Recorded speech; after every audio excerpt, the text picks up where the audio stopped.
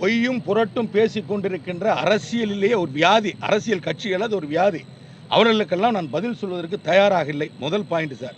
ரெண்டாவது, இன்னைக்கு நவீன அறிவியல் வளர்ச்சியில் இன்னைக்கு நாடு எங்கேயோ சென்று கொண்டிருக்கிறது. ஆனால் கட்டை வண்டியிலே போ என்று சொல்லக்கூடிய ஒருவரை எல்லாம் தலைவராக வைத்துக்கொண்டு அவர்களெல்லாம் தேர்தல் பிரச்சாரத்தில் வந்து அவர்களோடு நாங்கள் போட்டியிடுவது என்பதெல்லாம் இந்த காலத்தினுடைய கொடுமையாக நான் கருதுகிறேன். தனிப்பட்ட முறையில் நான் காலத்தின் கொடுமையாக கருதுகிறேன். அதனால் ஈரோட்டுக்கு என்ன செய்யணும், என்னென்ன தேவைன்றது, ஈரோட்டிலே பிறந்து வளர்ந்து இன்றைக்கு எனக்கு 57 ஆண்டுகள் ஆகிறது. கிட்டத்தட்ட ஒரு 13 வயதிலேயே நான் பொது வாழ்க்கையில் வந்தவன். கிட்டத்தட்ட எனக்கு ஒரு 45 ஆண்டு காலம் ஈரோட்டை பற்றி முழுமையாக தெரியும். ஈரோட்டில் எந்த சந்துக்குள்ளே பூந்து எப்படி வெளியே வர வேண்டும் அல்லது எந்த பகுதியில் எப்படி இருக்கிறது என்பதெல்லாம் எங்களுக்கு தெரியும். அதற்கான எல்லா திட்டங்களையும் முன்னெடுத்து வந்து கொண்டிருக்கிறோம் ஆச்சுங்களா. அதனால் எங்கேயோ